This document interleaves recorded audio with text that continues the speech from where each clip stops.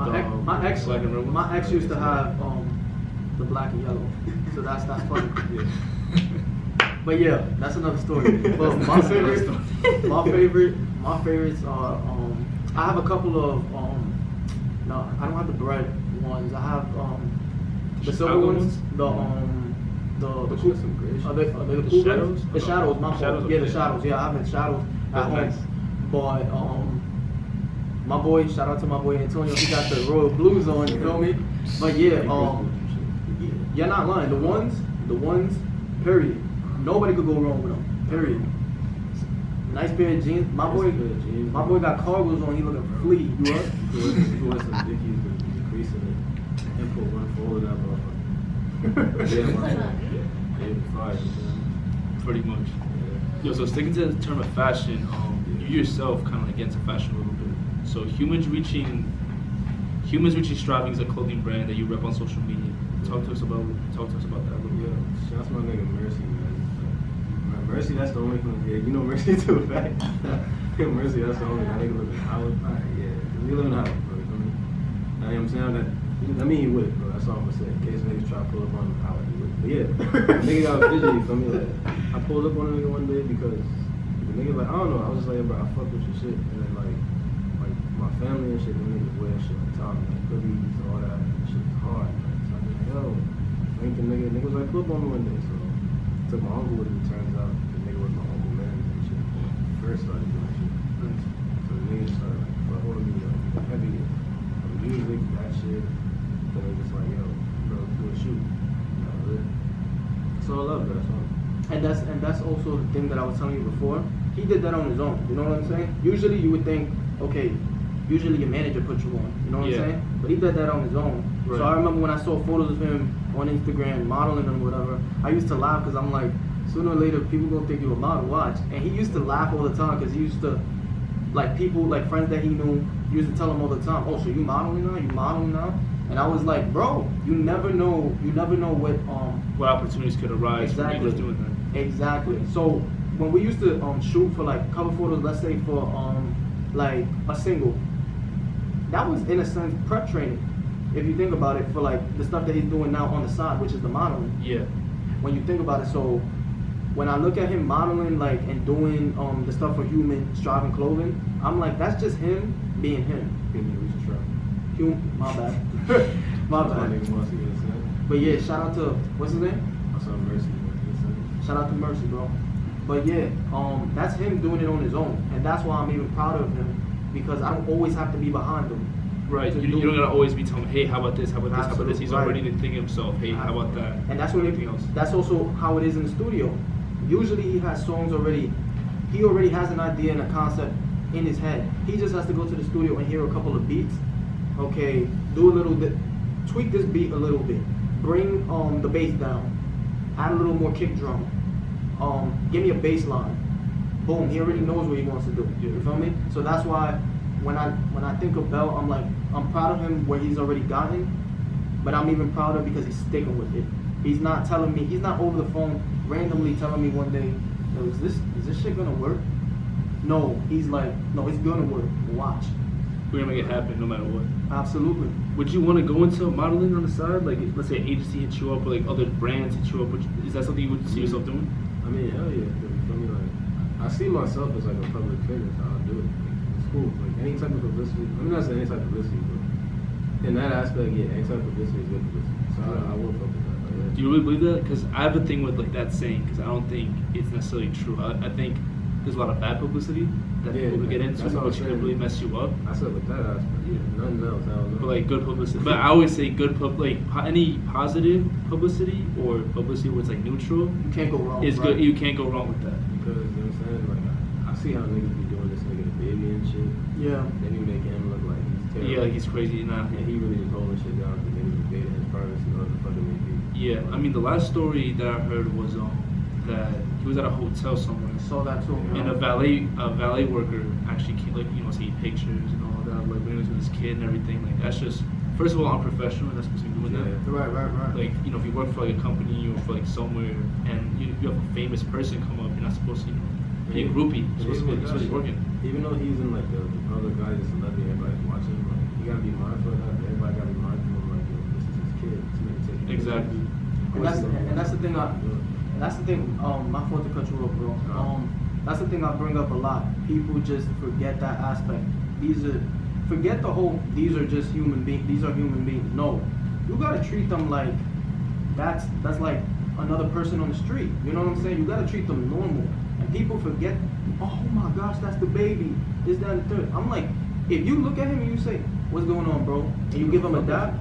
Yeah. What is he gonna They'll do? respect you for that. They'll be like, wow, this person treats me like a normal human being. You know what I'm saying? But people forget that aspect. I've seen like Tyler the Creator in the street. Looked at him and said, oh, so you that tall. But no, because my point being is you gotta treat people like you would want to be treated. You got people swarming celebrities. Can I get a picture? Can I get a picture? I'm like, come on, bro. Yeah, at some point, they're yeah, unless you're a little kid, unless you're like a little kid or something, or like whatever, certain situations. The dam is gonna burst. The dam is gonna burst, bro. Yeah. Like you can't be out here trying your best to get a photo just so you can put on the gram. That's played out itself. Yeah, exactly. Willing to get knocked out, killed, stabbed, all type of funny shit. That's what they don't talk about. This nigga did this to me. What the fuck? What you getting from? I mean, probably a lawsuit. Lawsuit. Yeah. That's all. But what do you really? That's exactly. Was that your real goal? For most of these niggas, yeah. Yeah, you're right. Think about that. Yeah. When you really think about it, Yeah. but I look at it. So going back to what you said about the baby, it's funny because Cam had, and I'm talking about Cameron. Oh, it was his birthday, I think, like 2 days ago, by the way. Happy birthday to the to goat. one of my favorite rappers of all time. But he said something interesting. He had an interview and he said, if you look back at what the baby's doing when he was wearing the diaper for publicity and trying to put himself out there for promotion, he's like, that's the same thing I was doing in 02 when I started wearing pink and people thought I was bugging. And I did it because girls liked it. It wasn't about, what everybody else thought. I did it because I liked it, but I really wanted to see what the girls thought. So wait, Interesting. I'm confused about that Kanye line when the nigga said he got no redressing like. What the fuck he said? Got no redressing like Cam. So wait, is he the reason that Cam really, or Cam's the only reason that he finished? I want to make sure I get that shit straight. I fuck with Cam. Cam is, if not the reason for That pink. quote unquote real niggas wear pink. He's really responsible for that because if you look at another Ye line, I think in Graduation, in what's the song's name? I think it's Everything. No. Everything I Was. Maybe Everything I Am. I forgot the name of the song. But in that I think song, that's it. yeah, in that Everything song I Am he or something says. like that, yeah. He says, quote unquote, he says, I can't be out in the summer with a mink jacket like will.i.am, and I can't be out, but you'll never catch me in the cold with a jacket like Killer Cam, something like that. To that. I know what you're talking about. Yeah. That's a cap ass line. If you know he would do some shit like that. Nah, he would. Yeah. He really would. I mean that's the thing too. If you know Cam, he reps because he's from Harlem, obviously, but he's ingrained in it. That's what Harlem is known for, flossing. Right. So they want their flamboyant. Me being a Harlem native, I know how Harlem niggas think. So exactly, absolutely, and that's the point. They want you to know we're flamboyant. So yo, Brooklyn in the house, man. No, it's so crazy because I think everyone, present day thinks that ASAP was like one of the first people from Harlem really to be like into this fashion thing, and I think like to a certain extent yes, but there was a lot of people like way before like our generation that started like even before Cam's generation that started really like flossing out, looking nice and all that. If we're gonna keep it technical, we could go like really like you said throwback. Yeah. Let's start Dapper Dan. Yeah, I was gonna read that. Big influence. Big facts. And what happened a couple years ago, about 2 years ago, he finally got a deal with not a deal, but he started working for partnership Gucci. with Gucci. Right. Now they have a Gucci store in Harlem. Actually, I haven't been. You guys probably know more about that than I do, but that's insane. The fact that Harlem has a Gucci store is Right, crazy. a Gucci store in Harlem. I mean, Well, it's a Dapper Dan store, but still, it's still pretty much like a Gucci store. I mean, Dapper Dan's from Harlem, so I can't really feel it.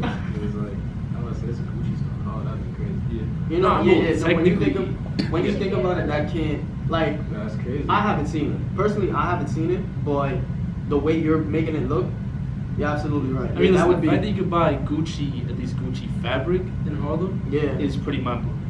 Period. Because even even if they open up one in Queens, it would be pretty crazy. I mean, you usually see, if anything, you would see one in one of the malls, like a Queens Center mall at most. Nah, but you're not. Queens you- Center Mall is super You would, rich. yeah, you would never see I something live like right that. by QC, one of the worst malls in America. I mean, you would That's never a see fact. something like that. But a Gucci store, usually where would you see it? In Soho, and I mean, Well, I mean, if we're talking back in the days, we would have seen like in Jersey and Long Island and like upstate. That's about it. I'm not. You know, that should be on 57th Street, shit like that. Let me not just say so. Like, on Fifth Ave, Like Madison Yeah, Avenue type yeah. of stuff. Yeah, like super bougie. Saint Laurent. But the fact it's in Harlem, that shit is crazy. That's huge. You What- can imagine that shit right in the middle of the beats, like walking down motherfucking. what that tells you though, if you really look at it, what that tells you though is how evolved certain areas in New York City have become. Because I remember when I left to go to school in Manhattan, like downtown. After I left going to school for middle school in Harlem, you didn't see H&M. You didn't see a lot of the stuff that you see now. And when I go back, I think, wow, it's changed crazy. I'm talking crazy. You see more businesses. You see stuff that you've never seen.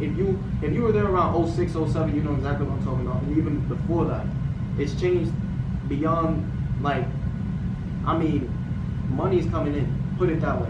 Do you think that's because of gentrification, or is that just because there's more entrepreneurs coming out of uptown? It's a bit of both. Is it mostly one or the other, or is it like right down the middle? I can't solidly say gentrification. In my opinion, yeah, I feel like it's that, and that's the reason that it caused to like have more business than gentrification. Right. So in that case, it's good. You But have a lot obviously more. it's 50-50. There's good and bad stuff about that. I mean, you have a lot of more white people but in that demographic. You have more of them buying brownstones now. Yeah, brownstones are popping. So you're gonna see a lot more white people walking the dog in Harlem. You're gonna see you're gonna see a lot more other stuff. So yeah, I mean, it is what it is. I mean, you know what I mean? Yeah, I was riding my bike up like kind of like the western like shore of Manhattan, not like by the West Side Highway. So I went out by by way like by uptown, kind of like by the GW, and also, Yeah. and also by By the Heights and shit. yeah, by the Heights. I was really surprised because obviously I saw like, a lot of Hispanics, but the amount of white families I saw, like moms with their kids at the park, I was like, nah, this can't be uptown. It's crazy. I thought I was gonna be like the whitest person there, but nah, it's like actual Caucasians. It's changing. Uptown. It's crazy. It's like that where I live now. I'm from Harlem, but I live in Dykeman, and it's like that. It's like that over there too now. So I remember. I think it was a while ago. I see way more white families moving into the buildings around me, and in all honesty, it makes me feel good. Not because of like not because of what like the obvious thinking, like the quick thinking, but I think we have to be way more diverse. I think you could learn so much from other races. It's not even funny. I'm tired of being, like a secular, like just you got narrow-minded people out there. Right. That's really interesting because I would think a lot of people would feel the opposite. Do you feel like people, your neighbors, people from your neighborhood, do you feel like people share those type of opinions, or are they kind of like, nah, we need to get the hell up out of here? Nobody's blatantly saying it. Nobody's ever going to say it. But I personally feel like everybody's comfortable with everybody's comfortable. Let's put it this way. People have their own opinion. Put it that way. People have their own opinion. Gotcha. The ones that know what I'm talking about, you know what I'm talking about. If you know you. Right. Nah, but it's just super crazy to see how much like because Brooklyn has been gentrified for a while already. Pretty much like 5 to 10 years already. And even like in Queens, like LIC, like my parents were telling me like LIC, nobody wanted to buy an LIC before. LIC was literally a dump. It was just all industrial, all factories, worn down, crazy. Nobody wanted there. Now it's impossible. It's fake Just it, but like, they're coming out there. if we're keeping it, just look at Barclays Center. What they have to do to construct. Yeah, bro. Barclays is for people know, Barclays is in the middle of Flatbush. Think about it's a rough area. I remember being in high school and my friend is from Brooklyn, so there would be times where I would take the train with him to his house and we would go through Atlantic to see the revolution, not revolution, but to see how it's changed. Yeah. How the train station, how they built the train station. Yeah, that's the train station. It's amazing. Yeah. If you were there, if you saw it, it's amazing what they turned the Barclays Center into. Yeah. You should be all sweet and all dandy until you run into the ops. Nah, bro. Like in Brooklyn, that's how it is, bro. All these niggas are ops is downtown, so you can't be downtown and chill. So that shit is crazy. Let them know. It's true. Yeah. Like I don't know if y'all niggas ever heard about this shit. Wasn't that a shooting in Barclays, nigga? With Casanova on the snitching on him? It was at the 6th. Yeah, it's snitching on him. But yeah, it was during. It was during Yams Day of last year. I'm pretty sure it was last year's Yams Day because Yams Day just passed by this year. And I don't think anybody got hurt. I think they were just like firing shots in the air or something like that. I don't know. Listen, that whole topic is rough for me because I don't know. I'm not like a big fan of the way like that whole situation. Because that situation shouldn't happen. That's what I was that gonna, really shouldn't happen. That's what I was gonna input on. That shit got me tight because I feel like, alright, with him, all this whole him snitching this whole jail shit, it would have been avoided if he just stuck to the rules he didn't do. Absolutely. He had fans and shit like. Fuck these niggas in New York, they gonna hate on you regardless. Yeah. He had a huge fan base in Europe. Europe was really where he popped up first. That's where he was making most of his money. You feel what I'm saying? Like out of the country, he really had that fan base. So it's like, yo, bro, you just got niggas in New York that wasn't rocking with you, so you just started jacking like gang shit to really, you know what I'm saying?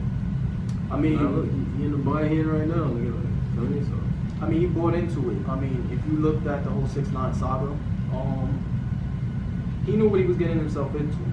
Well, he knew what he was getting himself into. But it kills me that the nigga turned like he really like supposed to hit an initiation like probably like a week before he dropped. He really like got him lit. That's all that lets. That shit's crazy. That's what. That's what. And next week he's famous. But that's what gives red flares off. That's what gives off signs already. But nobody's delving into that because it's about the music. Nobody cares about anything. Nobody cares really about anybody's personal lives unless you, as the person, let us into that world. You know what I'm saying? So nobody knew anything. And he was doing the most too. That's the point. He was beefing with everybody. I brought this up in our last interview with Manny Wave. Shout out to Manny Wave. He said something interesting to me. He said that whole situation is kind of iffy because this is a kid who we know he's a good kid now, but that's how we perceive him to be. Who bought into the gang life, and he basically traded in the music and the gang for fame. He had to pick one. So if you looked at that story, he was the mule for a gang. And Manny said something interesting. He said something to the effect of he's not who he perceives himself to be. I'm gonna be real. I tell a lot of niggas you can look at him and see. And I haven't no judgment book by his character shit. You can look at him and see like, yeah, he's never getting no stain. He's not hurting nobody. It's no harm. I mean, remember what he said. Remember what he said, and this is him being flamboyant. This is before he got incarcerated.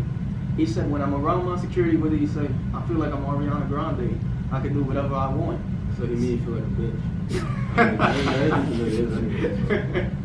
I mean, if you want to put it that way, a lot of people feel the same way you do. That's just like a big time troll for everyone. I mean, listen, like the fact that you would even say that is just kind of like you want people to test you. You want people to do the things that you want them to do, and then when it happens, you can't act surprised about it. Y'all niggas ever seen this shit when he was at LAX and the niggas pulled up? Yup. Texas, one of them shits? Yup. Niggas pulled up and it was too deep. It was him and like 3 niggas, bro. Yeah. Niggas was jumping them niggas and niggas putting in work. The minute he go for a swing, niggas just lumped him.